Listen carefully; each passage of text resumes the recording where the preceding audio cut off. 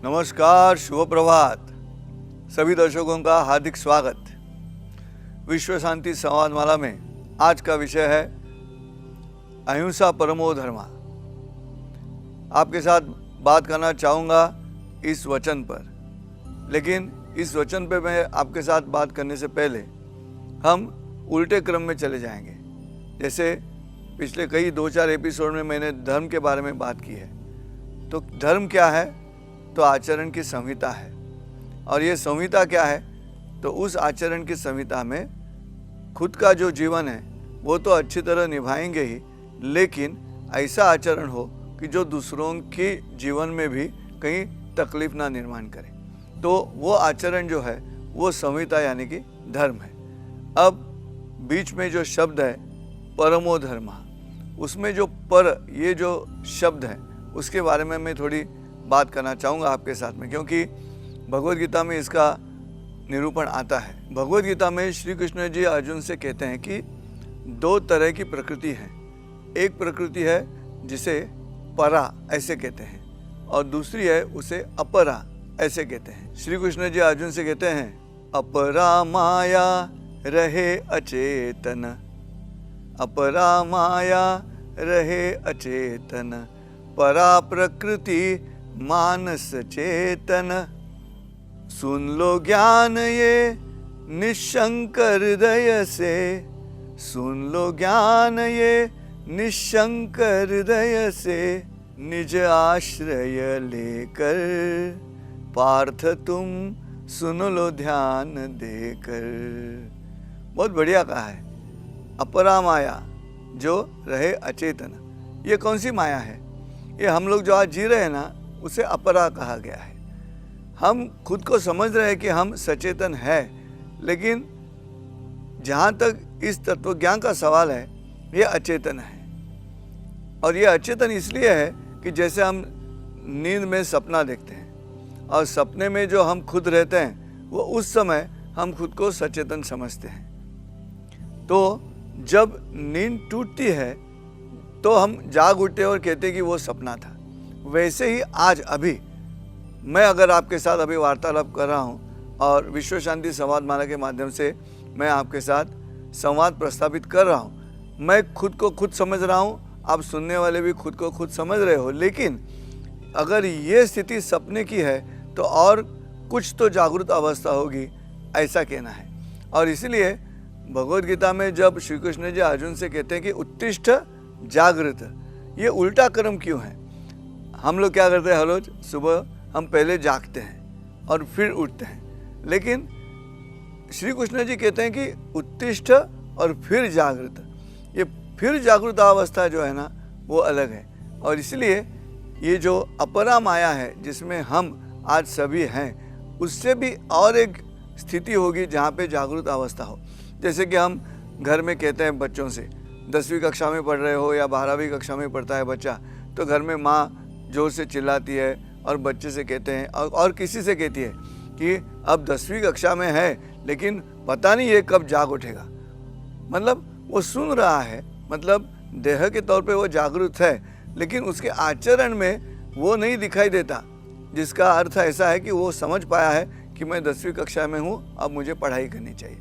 तो ये उत्तिष्ठ जागृत, यही बिल्कुल सीधे उदाहरण से मैं आपको समझाने की कोशिश कर रहा हूँ कि अपरा माया क्या है।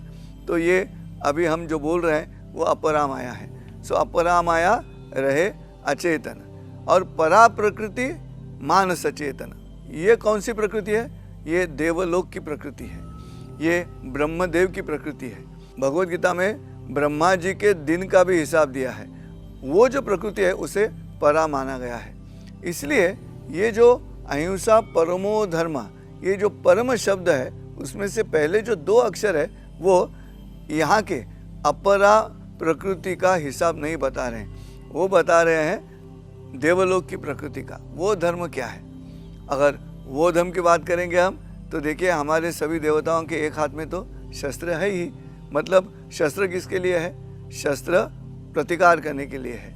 शस्त्र जो गलत बर्ताव करते हैं, जो गलत आक्रमण करते हैं, उनके लिए शस्त्र का उपयोग होना चाहिए। और इसलिए ये जो परम धर्म कहा गया है वो परम धर्म इसलिए है, मुझे तो ऐसा लगता है इस वचन की जो मूलभूत व्याख्या है वो व्याख्या इस तरह से होगी कि बिना वजह कोई आक्रमण करे तो उसे प्रतिकार करना ये अहिंसा है। बिना वजह आक्रमण करना हिंसा है, लेकिन अगर वैसा आक्रमण हो तो उसे प्रतिकार करना ये अहिंसा ही है। देखिए, मैं अभी प्रवचन करता हूँ, तो जब मैं मार्केट चला गया मेरे पत्नी के साथ, उस मार्केट में जो नींबू बेचने वाले थे वो ऐसे हाथ में टोकरी लेकर उसमें नींबू रख के बेचते थे, लेकिन कभी कभी उनमें से कोई जो दुर्जन थे वो औरतों की छेड़ निकालते थे। इस हाथ से वो औरतों को धक्का मारते थे और हमने सुना था लेकिन कभी अनुभव नहीं किया था। तो मैं और मेरी पत्नी जैसे मार्केट में गए तो मेरे आंखों के सामने वो जो नींबू बेचने वाला था उसने छेड़ निकाली। अगर कोई ऑब्जेक्शन लेता है तो कहते हैं कि भीड़ है, गलती से हो गया करके, लेकिन करते थे जानबूझकर। जब मुझे मालूम हुआ कि इसने जानबूझकर छेड़ निकाली है तो मैंने उसको पीटा। वहाँ पे मैंने उसको मारा, फिर उसके दोस्त लोग आ गए नींबू बेचने वाले और उन्होंने मुझे पीटा। और जब मालूम हुआ कि संजय जी को किसी ने पीटा है तो मेरे दोस्त आके उनको पीट कर चले गए। अब ये हंगामा तो हुआ, लेकिन पढ़े लिखे कोऑपरेटिव सोसाइटी में जहाँ मैं रहता हूँ वहाँ पे क्या चर्चा हुई मालूम है? वहाँ पे चर्चा हुई, संजय जी प्रवचनकार है, उन्हें अच्छा दिखता है क्या ये इस तरह से बर्ताव करना? किसको अच्छा दिखता है? संजय जी को अच्छा दिखता है क्या इस तरह से बर्ताव करना? क्यों? मैं प्रवचनकार हूँ। किसने कहा है कि प्रवचनकार है इसलिए गलत काम हो रहा है आंखों के सामने उसे प्रतिकार नहीं करना है? अध्यात्म का ये गलत अर्थ है, अध्यात्म का ये अर्थ नहीं है। कई शब्द ऐसे हैं जिनके गलत अर्थ हमने आंखों के सामने देखे कि वो वैसे ही माने जाते हैं। मुझे लगता है ये अहिंसा शब्द है, इसी तरह से देखा गया है। देखिए, फिर एक बार मैं कहना चाहता हूँ कि बिना वजह आक्रमण करना वहाँ पे हिंसा है, लेकिन अगर ऐसा आक्रमण हुआ तो उसे अच्छी तरह दुगनी ताकत से प्रतिकार करना ये अहिंसा ही रहेगी, क्योंकि वो निसर्ग धर्म है। देखिए, आप कोशिश करके देखिएगा, अगर किसी बिल्ली के पीछे आप जाओ और बिल्ली घूम रही है, अगर घर के बाहर है आंगन में तो कहीं से वो भाग के चली जाएगी, फिर आपको लगेगा आपसे डरकर बिल्ली भाग गई। लेकिन उसी बिल्ली को किसी कमरे में बंद कीजिएगा और आप भी कमरे में जाइएगा और बिल्ली के पीछे लगो, थोड़े दम तक बिल्ली यहाँ वहाँ घूमती रहेगी डर के मारे, लेकिन एक क्षण ऐसा आएगा वो इस तरह से आपकी तरफ देखेगी, ऐसा करने के बाद वो आपको इशारा करेगी, बस हो गया, इसके आगे नहीं। जब निसर्ग धर्म में चला जाएगा आक्रमण का परिणाम, तब व्याख्या बदलेगी। सद्गुण जरूर है, अहिंसा ये सद्गुण है, लेकिन किसी भी आचरण का अतिरेक जो है वो विकृति कही गई है, उसे सद्गुण विकृति कहते हैं। इसलिए आपने जंगल में अगर हाथी है तो हाथी घूमता रहता है, और कई बार ऐसे होता है जैसे हाथी की झुंड आती है या हाथी आता है तो जो लोमड़ी रहती है वो जोर जोर से चिल्लाती है या कुछ तो तकलीफ देने की कोशिश करती है हाथी को, तो हाथी ध्यान नहीं देता उसकी तरफ, क्योंकि हाथी का इतना बड़ा होना और दूसरा उसका वेजिटेरियन होना, ये सबसे महत्वपूर्ण बात है दिमाग शांत रखने के लिए। इसलिए हाथी शक्तिशाली है लेकिन शांत है, वो क्षमा कर देता है लोमड़ी को, अगर यहाँ से वहाँ से आकर लोमड़ी उसके साथ में गड़बड़ करती है तो।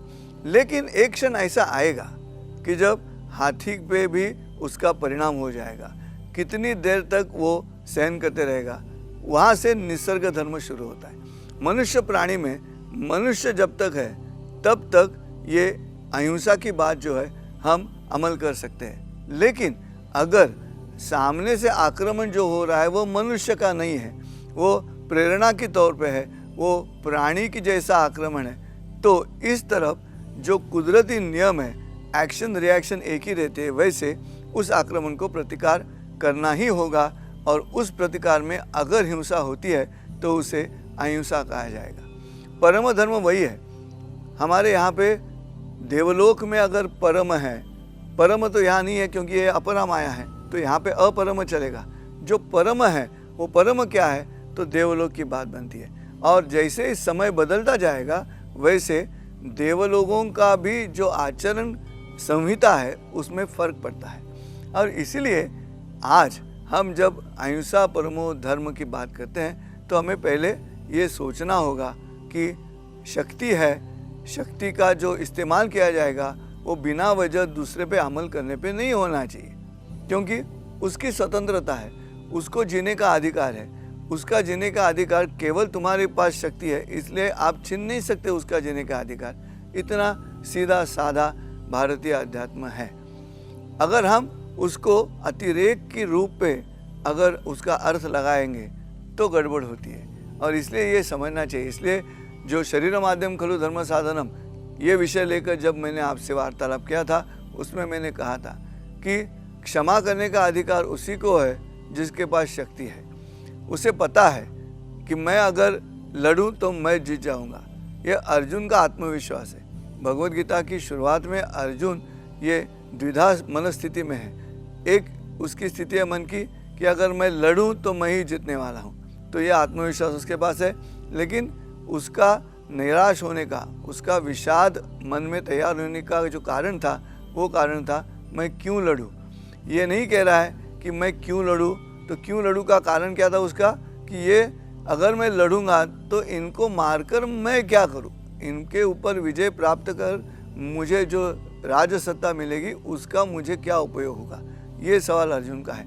तो ये पहली बार ऐसा कॉम्बिनेशन हमें दिखाई देता है कि जहाँ पे विषाद भी है और आत्मविश्वास भी है। आत्मविश्वास है अपनी शक्ति के ऊपर, लेकिन उसका जो परिणाम है उस कृति का, उस परिणाम में विषाद दिखाई दे रहा है, ये सवाल है। और इसलिए हमें भगवत गीता से बहुत सीखना है। अहिंसा परमो धर्म में आज भी हम जब देखते हैं, भले व्यक्तिगत तौर पे हो या पारिवारिक तौर पे हो, सामाजिक तौर पे हो, उस दम तक हमें राह देखनी है। उस दम तक हमें राह देखनी है जब तक जो आक्रमण करने वाला है उसे बात समझ में आएगी। भगवत गीता में भी कई उसे शिष्टाई कहा गया है। मतलब क्या है, एक दूसरे से संवाद किया है। उसमें भीष्म जी हैं, विदुर जी है, भगवान श्री कृष्ण जी है, संजय जी है, सभी ने बात की है। ज़्यादातर लोगों ने कोशिश की है कि युद्ध ना हो, लेकिन दुर्योधन मानने के लिए तैयार नहीं है। और जब दुर्योधन मानने के लिए तैयार नहीं है और वो उस धर्म पे उतर आता है, कौन सा, निसर्ग धर्म पे, जीवो जीवस्य जीवनम करके आक्रमण के मन स्थिति में दुर्योधन आएगा, तब यहाँ पे पांडवों को भी आक्रमण के लिए तैयार होना होगा, और वही निसर्ग धर्म होगा उस वक्त। फिर पांडवों के हाथों से होने वाली हिंसा ये अहिंसा है, वो हिंसा नहीं मानी जाएगी, उसका पातक नहीं लगेगा। और ये समझना चाहिए, प्रभु रामचंद्र जी ने जब रावण पे हमला किया, उन्होंने वही किया है। समुद्र किनारे आने के बाद अंगद के माध्यम से रावण से कहा है कि फिर एक बार सोच लो। ये फिर एक बार सोच लो इसलिए है कि इसके बाद जो नियम रहेगा वो निसर्ग का नियम होगा, under the law of natural justice.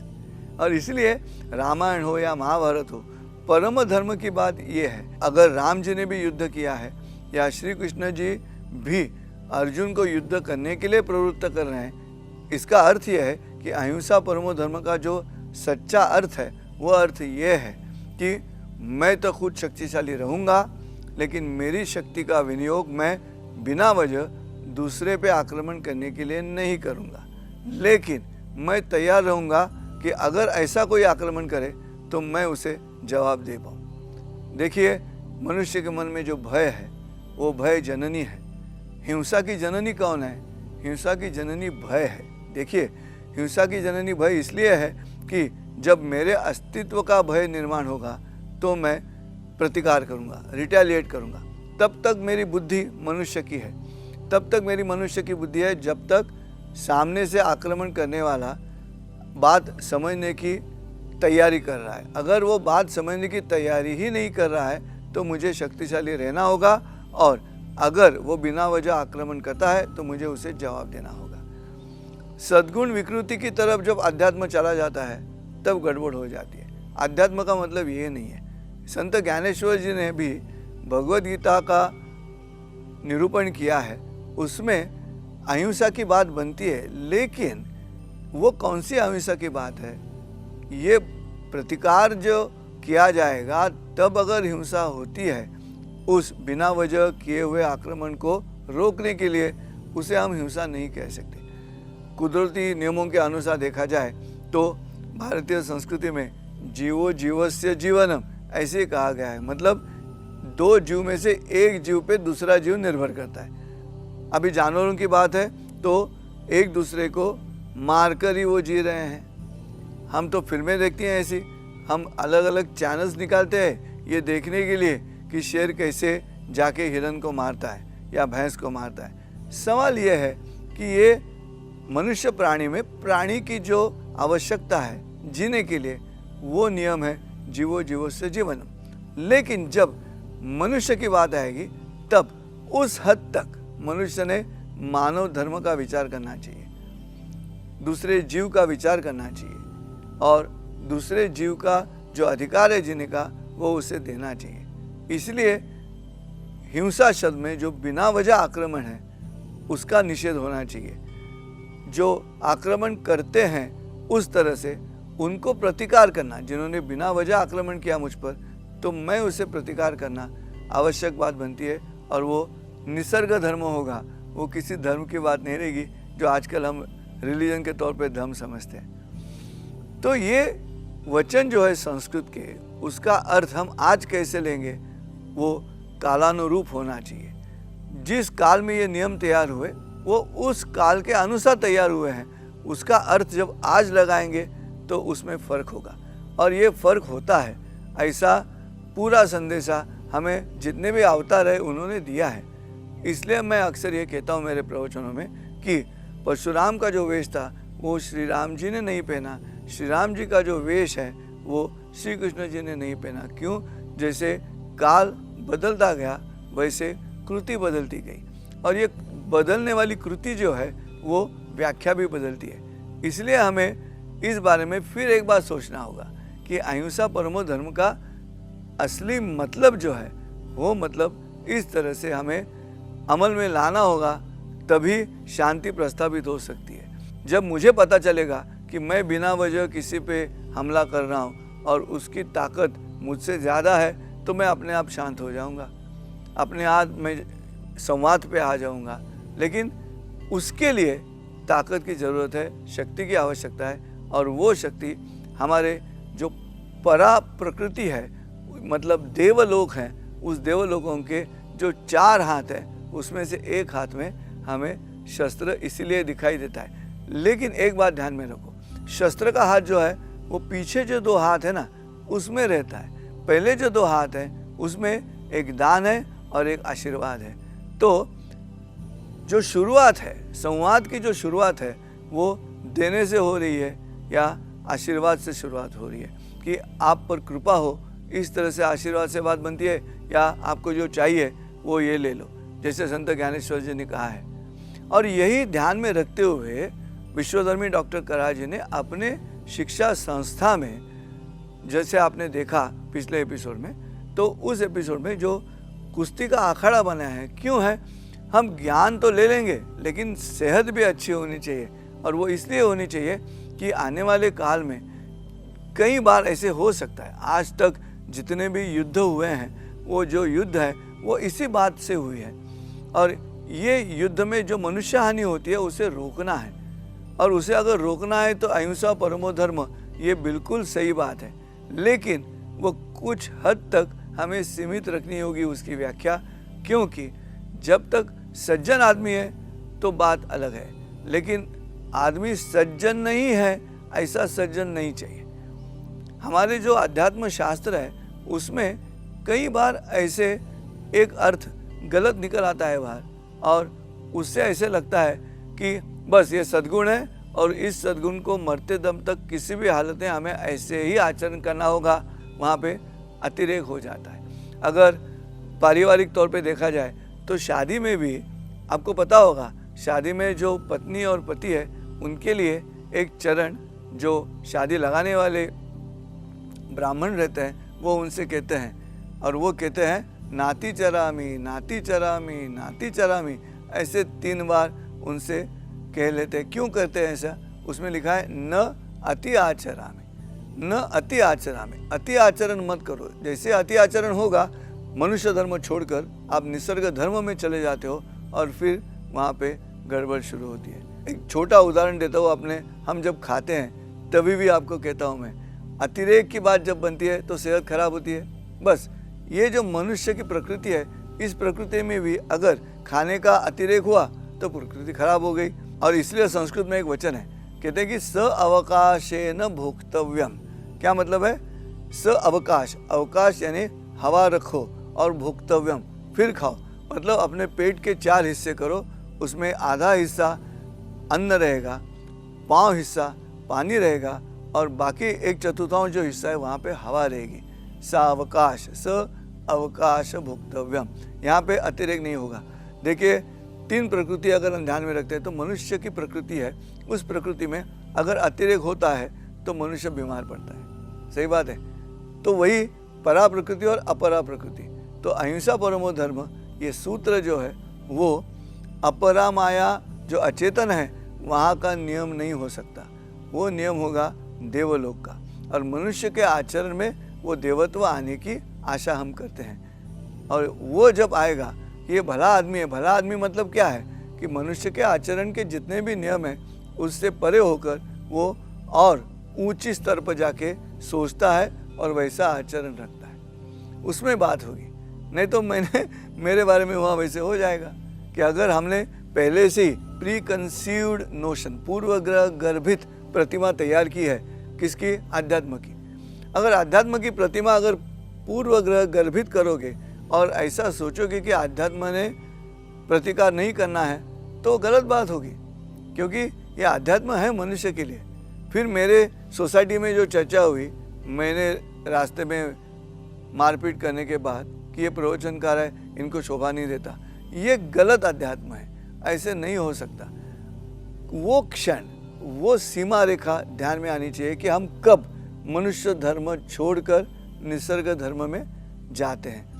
हमें नहीं जाना है निसर्ग धर्म में, लेकिन अगर आक्रमण करने वाला निसर्ग धर्म जो है उस पे चला जा रहा है, मनुष्य धर्म छोड़कर, मानवता को छोड़कर, तो स्वाभाविक है जो साइंस ने कहा है कि every action has got equal and opposite reaction, वैसे होने वाला है। और इसलिए विश्व शांति संवादमाला में जब विश्व शांति की बात करते हैं तो 2 पक्षों में सिर्फ एक पक्ष अति ज्ञानी होगी इस तरह से और कहेगी अहिंसा परमो धर्म, और दूसरी वो बात नहीं समझ में लाएगी या समझने की कोशिश नहीं करेगी या उनको समझ में लेना ही नहीं है कि ये अहिंसा क्या है। तो फिर स्वाभाविक है इक्वल अपोजिशन, जो इक्वल रिएक्शन है, उसमें बात आती है। देखिए विश्व शांति संवादमाला में जिस दिशा में हम यात्रा करना चाहते हैं वो विश्व शांति की। विश्व शांति का मतलब 2 तरीके से भी हो सकता है कि इस पृथ्वी पे पूरा मनुष्य मर जाएगा और इस पृथ्वी पे कोई मनुष्य ही नहीं रहेगा तो वो भी पृथ्वी शांत होगी। लेकिन वो जो पृथ्वी शांत होगी उसमें जीवन से जीवन हम ज़रूर रहता रहेगा, लेकिन फिर हम जिस तरह से शांति की व्याख्या कर रहे हैं उस तरफ नहीं जा सकते। तो इसका मतलब यह है कि जैसे कहा है कि अगर जीना है तो इकट्ठा जीना है या मरना है तो इकट्ठा मरना है। If you want to live together और पेरिश टुगेदर। तो ये जो पेरिश टुगेदर है वैसे होगा, फिर पृथ्वी शांत हो जाएगी, लेकिन उस शांति का मतलब नहीं होगा, क्योंकि उसका रसग्रहण करने के लिए, शांति का आनंद लेने के लिए कोई मौजूद ही नहीं रहेगा। लेकिन सब एक दूसरे के जीवन अस्तित्व को अगर मानकर, उनका अधिकार मानकर एक दूसरे से अगर आचरण करते हैं तो ही बात बनेगी। तो उसमें 2 पार्टियाँ आ गई, अलग अलग विचार आ गए। अति विचार भी गलत बात है। तो अति विचारों में अगर कोई बिना वजह इस तरह से गलत बर्ताव कर रहा है तो उसे रोकने का जो तरीका है उस तरीका में पहले संवाद आएगा, संवाद खत्म होने के बाद वाद आएगा, और वादे जाए थे तत्वबोधा करके अगर हम किसी अच्छे सिद्धांत पे पहुंच गए तो बहुत ही बढ़िया है। अगर नहीं हुआ तो क्या होगा? तो मनुष्य धर्म की ये बुद्धि के माध्यम से चर्चा करने की जो ताकत है वो छोड़कर हम उतर आएंगे निसर्ग धर्म पे ऊपर। और इसीलिए अहिंसा परमो धर्म में अहिंसा का अर्थ ये रहा। परम का अर्थ मैं जो बोल रहा हूँ वो परा प्रकृति जो है वो सचेतन है, और वहाँ से जो अर्थ हमें संकेत दे रहा है बार बार वो यही दे रहा है कि निसर्ग धर्म क्या है? स्व संरक्षण निसर्ग धर्म है। और ऐसे है, स्व संरक्षण हर एक प्राणी के पास उसके अलग अलग तरीके हैं। मैंने कई कीड़े ऐसे देखे हैं कि अगर उनको हम मारने की कोशिश करते हैं तो ऐसे पड़े रहते हैं नीचे कि मर ही गए, और देखते हैं ऐसे ही पड़े रहे, सब अपने जो अवयव है वो अंदर लेकर ऐसे पड़े रहते हैं। तो हमें लगता है कीड़ा मर गया करके, और हम चले जाते हैं। थोड़े समय के बाद वापस आएंगे तो कीड़ा वहाँ पे है नहीं, वो फिर गया कहाँ? वो मरा ही नहीं था, उसने नाटक किया था। ये जो स्व संरक्षण के अलग अलग तरीके दिए हैं निसर्ग ने, वो हर एक प्राणी के पास है, तो मनुष्य के पास भी है। और मनुष्य के पास पहला तरीका है स्व संरक्षण का, वो है बुद्धि, वाचा, संवाद, एक दूसरे से बातें करना, एक दूसरे की बातों से एक दूसरे को समझना।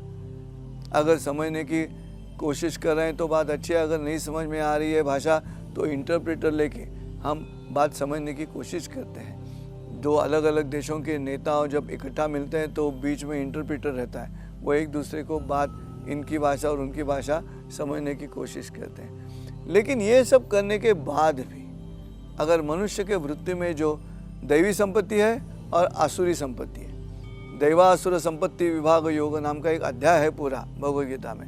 क्या कहते हैं? मनुष्य के शरीर में ये दोनों वृत्तियां हैं, दैवी संपत्ति भी है, दोनों वृत्तियां हैं, दैवी वृत्ति भी है और आसुरी वृत्ति भी है। अगर आसुरी वृत्ति की मन में बात समझ में आएगी तो वो दोष बन जाता है। रामायण में विभीषण जी का वही उदाहरण है, असुर है, असुर होने के बावजूद भी श्री राम के साथ उसकी मित्रता क्यों है? असुर होने के बावजूद भी वो जो मनुष्य की बात है उस पर अमल किया है, विचार किया है, और क्या गलत है क्या अच्छा है ये बात विभीषण के मन में जिस तरह से आई है वैसे रावण के मन में नहीं आई, और इसलिए रावण असुरी रहा आखिर दम तक, और विभीषण मनुष्य के साथ मित्र हो गया। तो ये आसुरी वृत्ति का दैवी वृत्ति में रूपांतरित होना आवश्यक है, और वो जब होता है तो बड़ा रामायण लिखा जाता है। वाल्मीकि जी का जो इतिहास है उस इतिहास में हिंसा है, लेकिन जब वाल्मीकि बने तपश्चर्या के पश्चात तो अब हम उस इतिहास को भूल गए हैं, हमारे मन में सिर्फ वाल्मीकि जी का रामायण है। क्यों ऐसे हुआ? वृत्ति बदलने के बाद हुआ, और इसीलिए दर्शकों अहिंसा परमो धर्म इस तरह से हमें देखना होगा, और ऐसे देखेंगे तो विश्व शांति इस पृथ्वी पे दूर नहीं है। सिर्फ एक करना है कि दूसरे के जीने का निसर्गदत्त अधिकार हमें मानना चाहिए, और बिना वजह बिना कोई कारण उस पर हमला करना या आक्रमण करना ये गलत है, इसके बारे में चिंतन करना चाहिए, बस और क्या है। चलो मिलते हैं अगले एपिसोड में कुछ और सिद्धांत लेकर, फिलहाल यहीं पे रुकते हैं। धन्यवाद।